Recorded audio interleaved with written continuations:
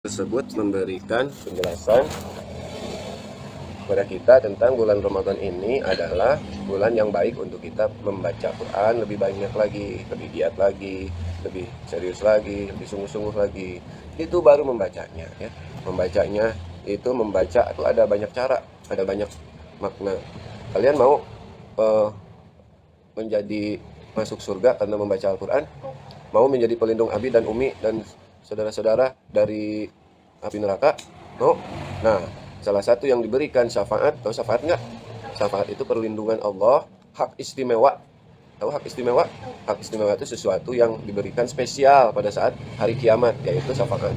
Misalkan diberikan, kalau hujan tuh seperti diberi payung gitu ya. Nah, orang yang berpuasa, orang yang membaca Al-Quran, salah satunya nanti akan diberikan syafaat oleh Allah untuk berdiri paling depan. Jadi orang-orang yang diberikan keutamaan untuk menjadi penghuni surga gitu. Penghuni surga penghuni surga yang di dalamnya penuh kenikmatan. Tahu nggak isi surga apa aja? Semua hal yang tentang kenikmatan semuanya ada di surga. Nah, sebaliknya surga apa?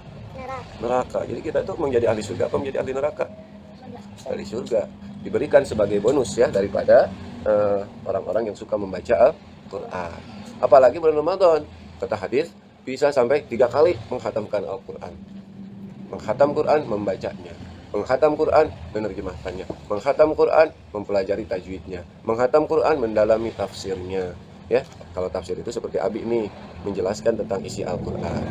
Ya. Nah, kemudian kalau enggak bagaimana? Ya rugi. Goodbye Ramadan, tapi nggak dapat apa-apa.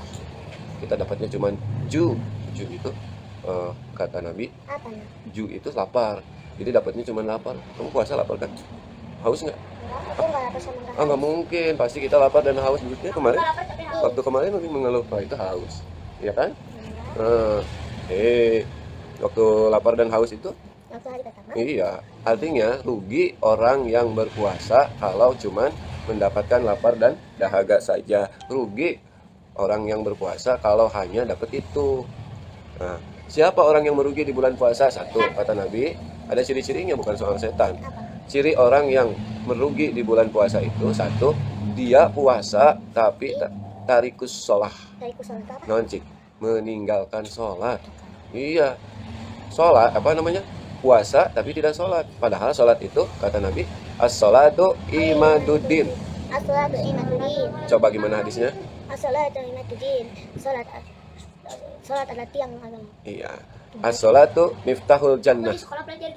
Sholat itu pembuka surga. As-sholatu miftahul khair. Sholat itu pembuka kebaikan. Ibaratnya kamu ke ATM. Ya. Nah, misalkan di ATM itu uangnya banyak. Misalkan kayak uang di ATM itu uangnya banyak di ATM Abi itu. Diambil tuh. Tapi kita nggak tahu pinnya. Iya. Kalau tahu enak. Nah, surga apa? Sholat itu kuncinya agar puasa kita dapat pahalanya. Kalau puasa nggak diambil pahalanya, rugi, bener ya? Rugi, kita cuma lapar, haus. Sama seperti kita ke ATM, punya uang banyak tapi nggak tahu pinnya. Lapor ke bank, bawa rekening, tapi kita nggak punya buku rekeningnya. Nah kayak gitu, buku rekeningnya hilang. Buku rekening hilang sama dengan nggak punya KTP, nggak bisa diambil, gitu. Ya. Atau sama seperti lupa nama ibu sendiri. Nah, iya, orang yang puasa tapi tidak sholat itu kayak gitu. Kayak orang yang mau bikin buku rekening tapi nggak tahu nama ibu kandung. Karena biasanya buku rekening ditanya nama ibu kandung. Karena mustahil seseorang lahir ke dunia tanpa mengetahui. Iya, tanpa tahu siapa yang melahirkannya. Ya, walaupun ada ya, tapi itu menjadi syarat administrasi ya.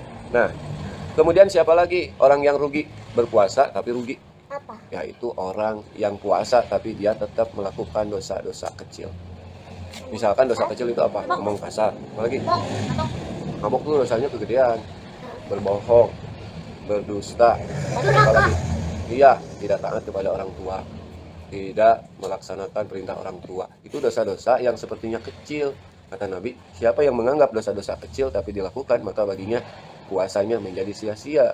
Sedangkan Ramadan itu diajarkan kepada kita supaya jangan membuat yang sia-sia. Di mana di dalam Al-Qur'an surat Al-Mu'minun, qad aflahal mu'minun alladzina hum fi sholatihim walladzina hum anil lagwi mu'ridun. Apa ciri orang yang sholatnya khusyuk? Yang pertama apa? Orang yang beruntung yaitu satu, sholatnya khusyuk, yang kedua meninggalkan perkara yang tidak berguna. Misalkan tidak berguna begini, puasa tapi waktunya habis oleh hal-hal yang tidak bermanfaat.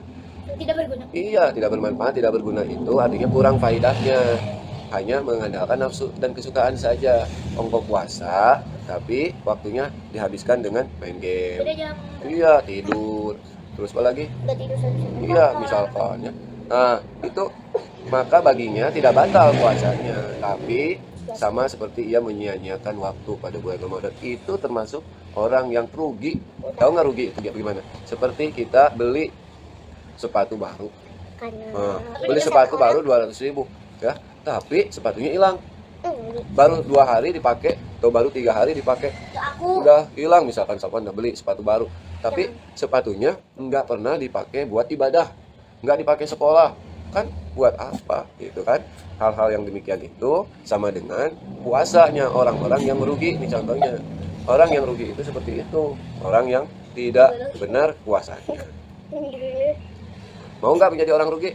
Enggak, orang dagang mencari untung, orang ibadah mendapatkan ridho dan pahala dari Allah Subhanahu wa Ta'ala. Jangan sampai perbuatan kita semuanya mengandung kerugian. Jadi puasa itu matanya harus jadi pahala, kemudian tangannya jadi pahala. Lihat pakaian berantakan, inisiatif, ya Allah ini kamar nggak enak banget, daripada nunggu disuruh lebih baik inisiatif. Lagi enak-enak main HP, tapi lihat ada piring kotor, ya Allah ini nggak enak banget piring kotor, langsung bergerak, gitu ya.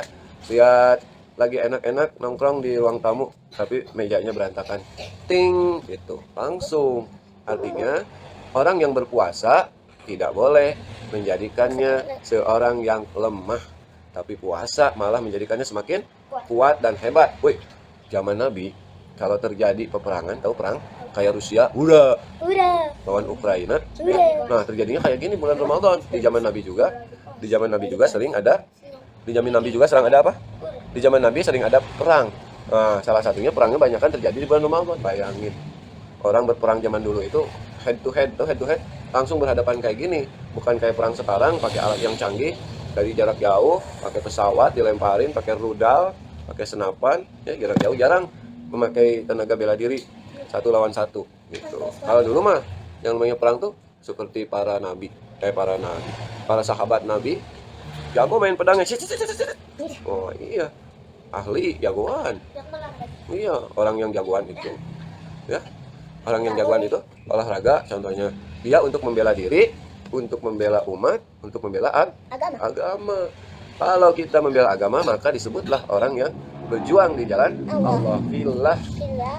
Iya, fi sabilil. Iya, nanti kalaupun dia gugur, maka dia akan gugur sebagai seorang syuhada atau orang syahid ya, di jalan Allah. Mau nggak? Mau nggak siapa?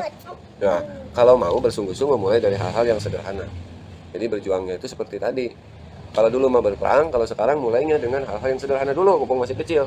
Kita sehat olahraga supaya apa?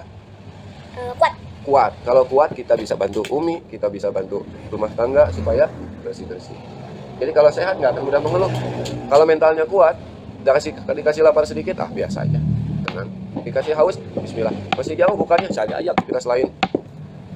Cari aja aktivitas lain yang berguna, yang bermanfaat, yang bisa bermanfaat. Coba bayangkan, kalau main game siapa yang diuntungkan? Hah? Ada. Apalagi gamenya online, siapa yang senang, yang diuntungkan? Kreator, bener. YouTuber atau perusahaan internet. Iya, karena kita beli itu. Coba kamu masih ingat nggak kita waktu sering beli kuota? Terus habis kuotanya, masih ingat nggak? Ingat banget. Sedih nggak? Sedih. Gamenya offline. Sedih? Karena nggak ada kuota ya. Bener. Oh iya. Sekarang udah ada wifi. Iya, harus bersyukur. Nah, orang-orang yang bisa mensyukuri nikmat Allah itu diantaranya dengan cara berolahraga, dengan cara mengisi waktu yang berguna dan bermanfaat.